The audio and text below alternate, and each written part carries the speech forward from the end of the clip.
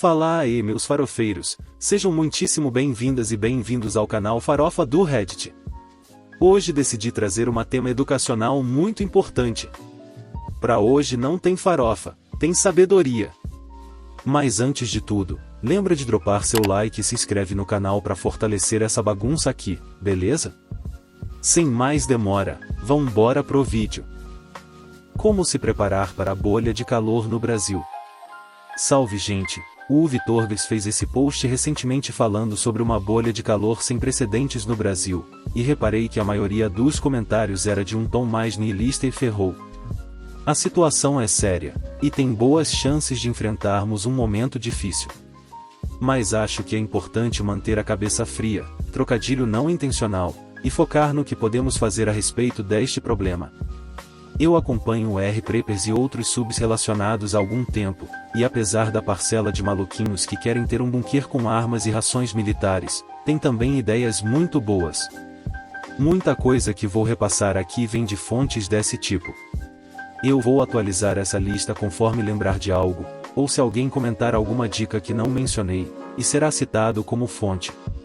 Por favor, compartilhem esse texto com seus amigos, familiares, vizinhos, ao menos os que você sabe que vão te levar a sério. Isso vale tanto para essa possível onda de calor, quanto para qualquer verão. Mentalidade. Antes de mais nada, não entre em pânico. Todos nós estamos passando pela mesma crise, ainda que em condições diferentes.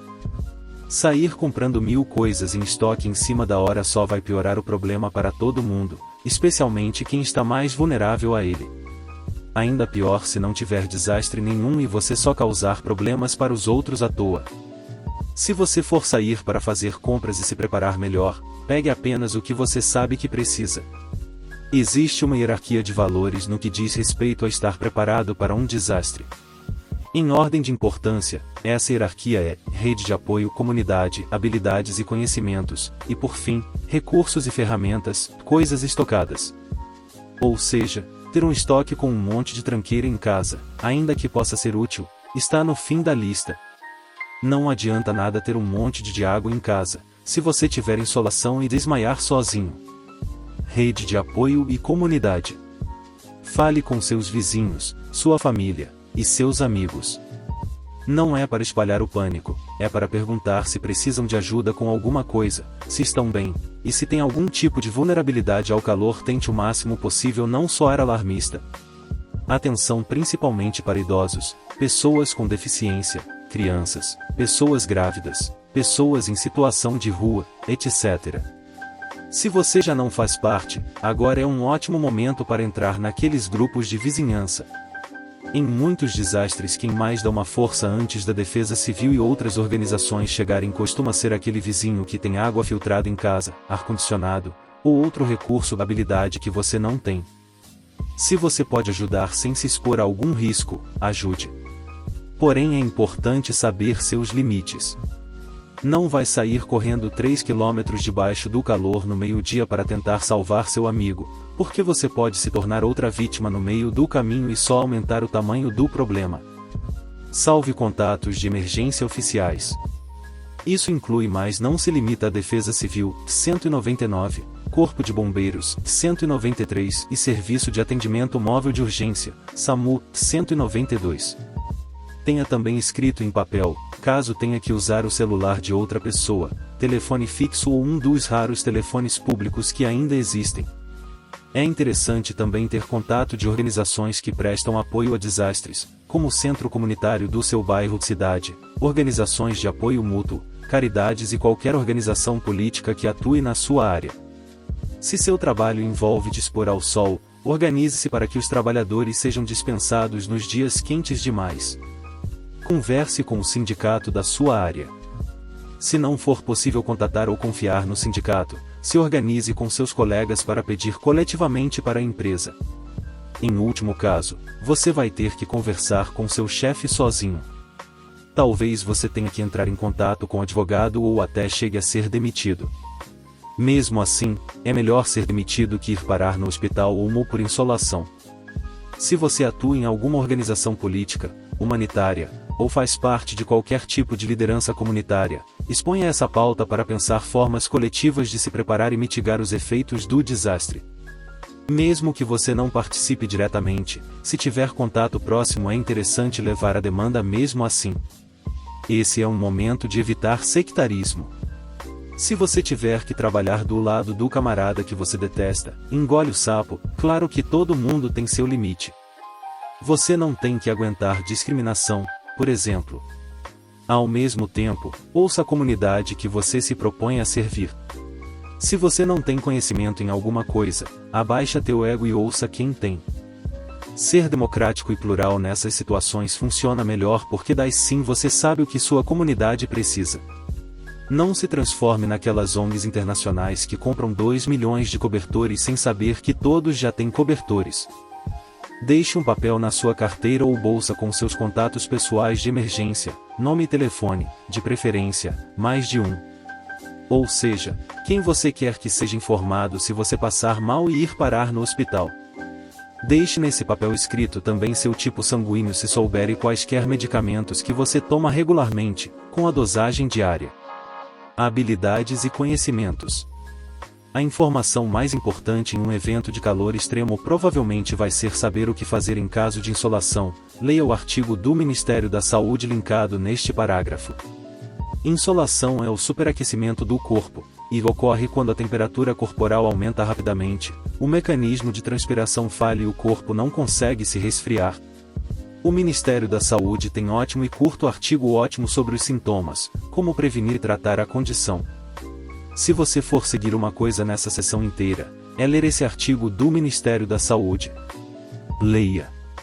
Eu insisto muito para ler o artigo acima, mas aqui vai um reforço do jeito mais efetivo e fácil de baixar a temperatura de alguém rapidamente, deixe a pessoa molhada, e ventile ela. Bote na frente de um ventilador, ar-condicionado ou abane ela com leque ou outra ferramenta improvisada. O que esfria na água não é ela estar gelada, mas a evaporação dela na sua pele, e vento acelera essa evaporação.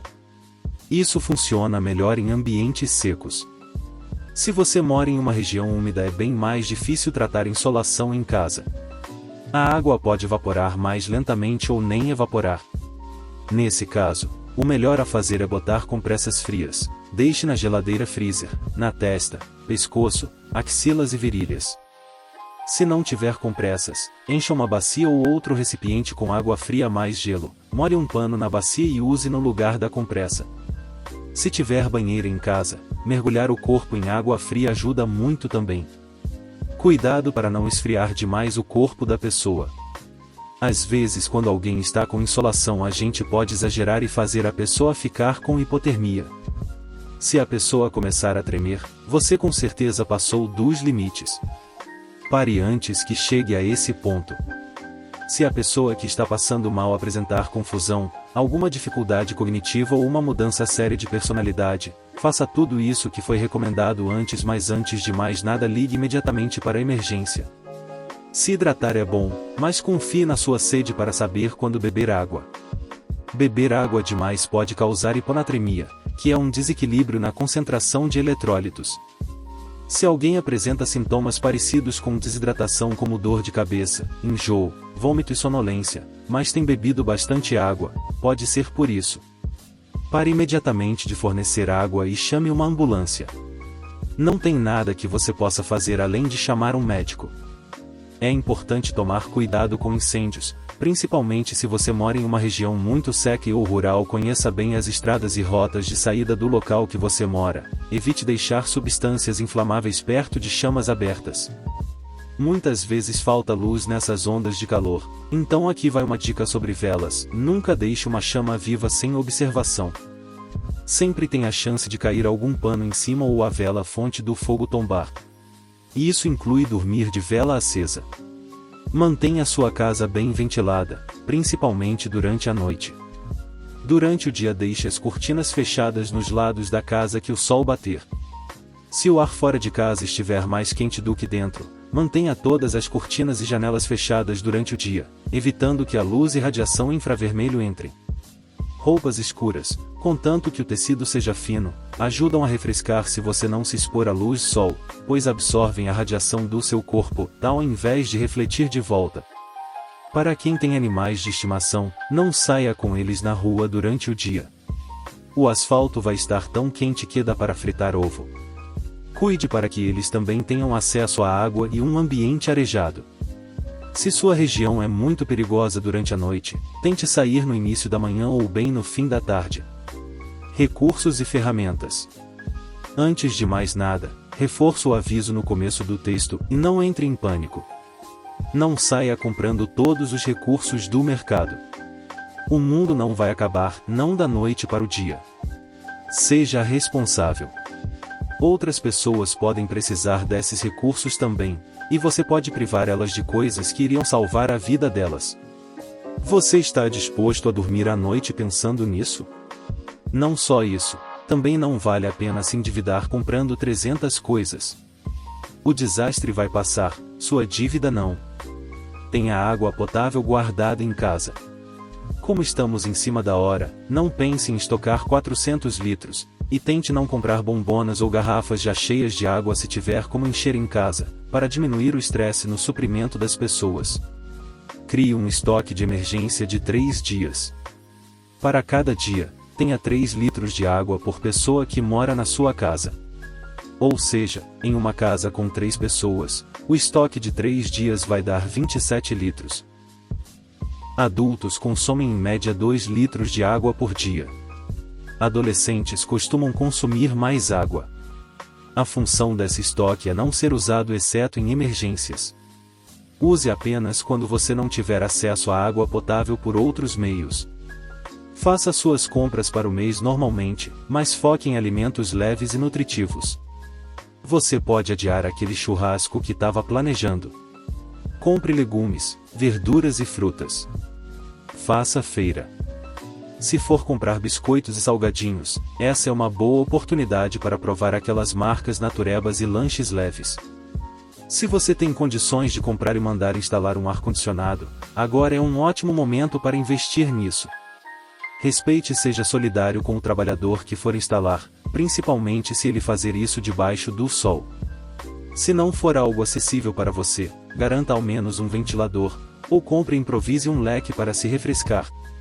É interessante ter um extintor de incêndio e detector de fumaça em casa.